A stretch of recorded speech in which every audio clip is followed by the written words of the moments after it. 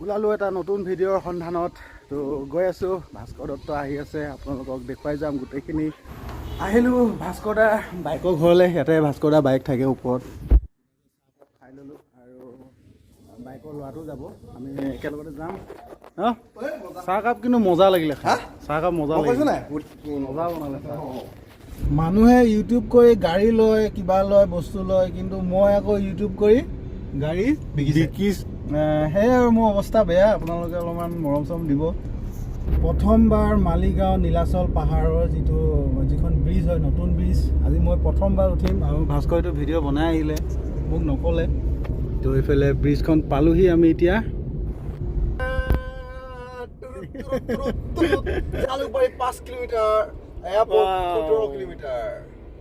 ধুনীয়া লাইটিং দিছে ন লাইটিং মজা আৰু এই প্ৰথম চোৱা পেইণ্ট কৰিছে শিৱসাগৰৰে এইটো চব কি ধুনীয়াকৈ বনাই ৰাখিছে এইবাৰ মালিগাঁও যাম এইপিনে এইবাৰ আদাবাৰী যামটো লাগিলে আৰু দেই এতিয়া ইয়াতো অভাৱীজ এখন বনাব লাগিব আমি কিন্তু পালোহি আমি এতিয়া নলবাৰী আৰু নলবাৰী বুলি ক'লে এটাই কথা মনলৈ আহে ডিম্পু বৰুৱা নহয় জানো এইফালে হ'ল নলবাৰী আৰু আমি যাম এইফালে বৰপেটা ক'ত যাম আমি সৰ্থেবাৰী আমি আহি আছোঁ সৰ্থেবাৰী পোৱাহিয়ে নাই আৰু ৰাস্তাটো চাওক কি ধুনীয়া এইফালে কি ধুনীয়া এটা প্ৰাকৃতিক সৌন্দৰ্য আৰু এইফালে আমাৰ এজন খুৰাই মাছ ধৰি আছে ফাঁচি জাল লগাই গৰম বহুত কিন্তু গৰম যদিও মানে ধুনীয়া এটা হাৱা মাৰি আছে এইফালে চাৰিওপিনে গছ দেখিছে ইফালে হৈছে পানী পূৰা আৰু এইটো ছাইডেও পানী ধুনীয়া এটা লোকেশ্যন আৰু এইফালে ফটোশ্বুট কৰি আছে ধুনীয়াকৈ থাম্বনেইলৰ কাৰণে ফটো মাৰিছে বোলে তাৰপিছত চাওক আমি গৈ আছোঁ এইফালে সৰ্থেবাৰী আৰু কি পাওঁ সৰ্থেবাৰীত আপোনালোকক গোটেইখিনি দেখুৱাই আছোঁ তেতিয়াহ'লে ব'লক ইয়াৰ পৰা যাওঁ এতিয়া গাঁৱত এই বস্তুটো দেখিব নোপোৱা হৈ গৈছোঁ দেখিছেনে ম'হৰ গাড়ী গাঁও বুলি ক'লে এনেকুৱা এটা পৰিৱেশ হ'লে খুব ভাল লাগে দেখিছেনে এখন কি বুলি কয় না চাওক ৰিয়েলি জাইগান্তিক পৰিৱেশ এইফালে ভাই মাছ পাইছে নাই নমস্কাৰ স্বাগতম জনাইছোঁ আমাৰ ভিডিঅ'লৈ তো আজি মই এটা জেগালৈ আহিছোঁ এটা সৰু মেচিন লৈ পিনে কিমান ডাঙৰ এটা ব্যৱসায় চলাই আছে তো সেইখিনি আপোনালোকক দেখাবৰ কাৰণে চেষ্টা কৰিম তেতিয়াহ'লে যাওঁ ব'লক আপোনালোকক দেখুওৱা আৰু এইফালে চাওক পৰিৱেশ চাওক কি ধুনীয়া এটা পৰিৱেশ গাঁৱৰ ভিতৰত বহুত গাঁৱৰ ভিতৰত এনেকুৱা এটা ব্যৱসায় কৰি চলিব পাৰিব আপোনালোকেও ষ্টাৰ্ট হৈ গ'ল এয়া দেখিছে মছলা পূৰা এয়া মেচিনেৰে তৈয়াৰ কৰিছে বেছি মানুহ নালাগে ইয়াতে মছলা মাৰি হৈ গ'ল এয়া মছলা ওলাই আছে মেচিনৰ পৰা কুইক এয়া তুলি লৈছে মছলা আৰু এই মেচিনটোৰ ওপৰত উঠাই দিব এয়া চাওক এনেকৈ আৰু এনেকেই আপোনাৰ ধুনীয়া পিচ ইটা বনি আহে আৰু আপোনালোকে ইয়াতে ব্ৰেণ্ডিঙো কৰিব পাৰিব নিজৰ এয়া চাওক এনেকৈ ভিতৰলৈ সোমাই যায় আৰু ইয়াতে মছলাখিনি এনেকৈ টানি ইয়াত মছলাটো ভৰাই দিয়ে আৰু এইটোৱে সমান কৰি দিয়ে আৰু এইফালে চব এইটো বস্তুটো ওপৰলৈ উঠাই দিয়ে ভেকম ছিষ্টেম পূৰা অট'মেটিক আৰু ইয়াতে ছেকেণ্ডত ইটা দুপিচ বনি আহিলে দেখিছেনে এয়া চব কি ধুনীয়া পিচ এইটো এনেকৈ ভৰাই দিলে আৰু এইফালে ভেকমটো ওপৰলৈ উঠাই দিলে এইডালে অপাৰেটাৰ এইটো অপাৰেটাৰ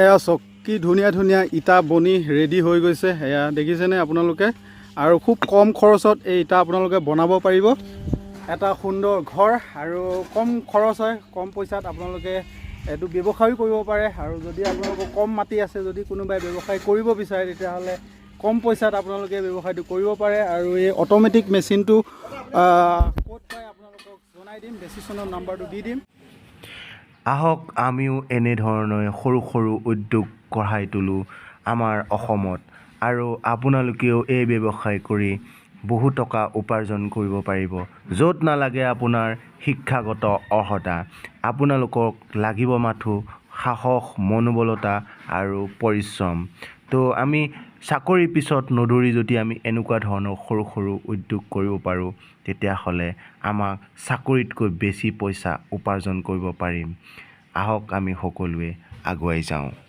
আৰু দাদা এই মেচিনটোৰ দাম কিমান এনে আপোনালোকে ক'ব পাৰিব কিমানত আনিছে? মেচিনটোৰ দাম আছে আপোনাৰ তাতে কোম্পানীৰ আপোনাৰ 2.5 লাখ টকা, ঠিক আছে। 2.5 লাখ টকা এইটো মেচিন।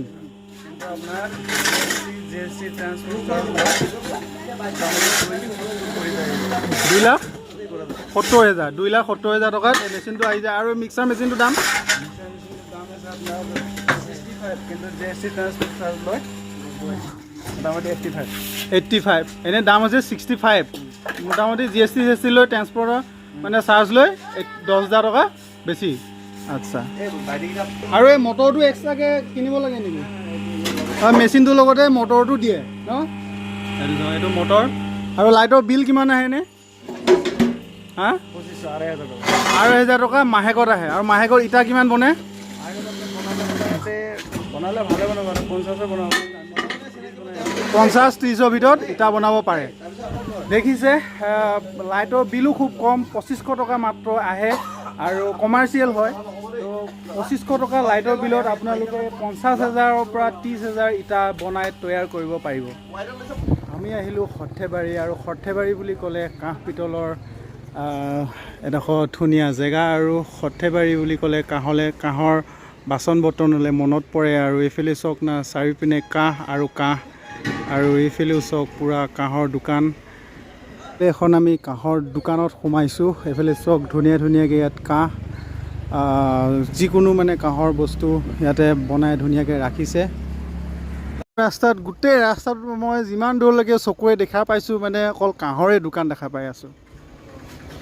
এই চাওক, আমি বিচাৰি আহিলোঁ আপোনালোকক দেখুৱাবৰ কাৰণে গাঁৱৰ ভিতৰলৈ, আৰু ক'ত কাঁহ বনাইছে আপোনালোকক সেইখিনি দেখাবৰ কাৰণে চেষ্টা কৰিম। ব'লক, এফালে পাইছোঁ এখন গাঁও, দেখিছে ধুনীয়া এখন গাঁও, আৰু ইয়াৰ গাঁৱৰ ভিতৰতে মানুহবিলাকে কাঁহ পিতল তৈয়াৰ কৰে। তো আপোনালোকক দেখাম, ব'লক। মই আহিলোঁ কাঁহৰ য'ত মানে কাৰখানা হয় তাতে, আৰু এইফালে দেখিছে তেখেতলোকে এনেকুৱা ধৰণৰ বৰতাল বনাই আছে। এয়া এইফালে চাওক, আৰু এই জেগাডোখৰ নাম কি দাদা? অমৰেন্দ্ৰ ডেকা আপোনাৰ নাম, আৰু জেগাডোখৰ? তামুলী চুপা। আৰু তামুলী চুপাত মানে আপোনালোকৰ অকল এই বৰতালে বনোৱা হয় ন? বেলেগ নহয়। আৰু ইয়াৰ নিচিনা কাঁহ মানে বৰতাল বনোৱা আৰু অসমত ক'তো নাই, হয়নে? Quality best. সেইটোৱে। আৰু এইফালে আহক না অকণমান, এইটো কি বুলি কয়? হা, মিয়েৰি। আৰু ইয়াতে থৈ পিনে এনেকৈ পিটে। এয়া চাওক, এয়া দেখিছে পিটি আছে, আৰু ইয়াতে বস্তুটো গলোৱা হয়, হয়নে? মানে যিটো মেটেৰিয়েল হয় সেইটো গলোৱা হয়, গলাই পিনে আনি আপোনাৰ এনেকুৱা এখন প্লেট বনাই। প্ৰথমতে এখন দেখিছে, এই প্লেটখনৰ পৰাই আপোনাৰ এনেকৈ মাৰি এখেতলোকে এখন ধুনীয়া বৰতাল বনাই আছে। আৰু এইটো হৈছে মেটেৰিয়েল, দেখিছে? এইটো এনেকৈ গোটাকৈ বনাই থোৱা থাকে, তাৰপিছত আপোনাৰ এই প্লেটখন বনোৱা হয়। আৰু প্ৰত্যেকখন গাঁৱতে মানে এটা চুক আছে, এটা চুকত মানে আপোনালোকৰ অকল কাঁহে বনোৱা, মানে কাঁহৰ তালে বনোৱা হয়। এইটো তামুলী চুক, আৰু এই তামুলী চুকত অকল কাঁহৰ এনেকৈ আপোনাৰ বৰতাল বনোৱা হয়। আৰু তেনেকৈ প্ৰত্যেক এটা চুক আছে, আৰু প্ৰত্যেক চুকতে বিভিন্ন ধৰণৰ মানে ক'ৰবাত কাঁহৰ থালি বনোৱা হয়, ক'ৰবাত ঘটি বনোৱা হয়, ক'ৰবাত বটা বনোৱা হয়। আৰু মানে একেটা জেগাতে মানে একেখিনি বস্তুকে গোটেই মানে নবনায়, হয়নে? চবেই বেলেগকৈ বনায়, হয়নে? মানে তামুলী চুকত মানে অকল আপোনালোকে মানে কাঁহৰ বৰতালেই বনোৱা হয়, আৰু বেলেগ জেগাত মানে মৈদা চুক কাঁহী বনোৱা হয়। মানে একেটা চুকতে মানে গোটেই বস্তুখিনি নবনায়। সেইটোৱে মানে সৰ্থেবাৰীতে মানে চুকবিলাক বেলেগ, আৰু বেলেগ বিভিন্ন ধৰণৰ চুকত মানে বিভিন্ন ধৰণৰ সঁজুলিবিলাক বনোৱা হয়। আমি য'ত ভাত খাওঁ সেইটো বেলেগ জেগাত বনায়, য'ত মানে আপোনাৰ ঘটি বনায় সেইটো বেলেগ জেগা, হয়নে? মানে এইটো একচুৱেলি ভাগ বিতৰণ কৰি লোৱা হৈছে, হয়নে? মানে যাতে কোনো মানে মাৰ যাব নালাগে, চবেই নিজৰভাৱে এটা ভাল ব্যৱসায় কৰিব পাৰে, হয়নে? খুব সুন্দৰ, আজি গম পালোঁ। আৰু ইয়াৰে পৰিৱেশটো চাওক ধুনীয়া একদম গাঁৱলীয়া পৰিৱেশ হয় আৰু এইফালে গোহালিত এটা সৰু জেগাতে তেওঁলোকে এনেকৈ ব্যৱসায় কৰিছে খুব ধুনীয়া এয়াই হৈছে অসমৰ মান স্বাভিমান আৰু এই সম্পদ প্ৰত্যেক অসমীয়া মানুহৰ ঘৰত পাবই আৰু বহুত আছে দেখুৱাবৰ কাৰণে আপোনালোকক য'ত কাঁহী বনায় বাতি বনায় শৰাই বনায় সেইখিনিও আপোনালোকক দেখুৱাবৰ কাৰণে চেষ্টা কৰিম ভিডিঅ'টো আগুৱাই দিয়ক যাতে সকলোৱে দেখা পায় গম পায় ধন্যবাদ এইটোৱে আছিলে আজিৰ ভিডিঅ' যদি ভিডিঅ'টো চাই কিবা এটা ভাল পালে তেতিয়াহ'লে like comment share and subscribe কৰি দিব পুনৰ আন এটি ভিডিঅ' লৈ আপোনালোকৰ ওচৰলৈ আহিম আজিলৈ বাই বাই জয় আই অসম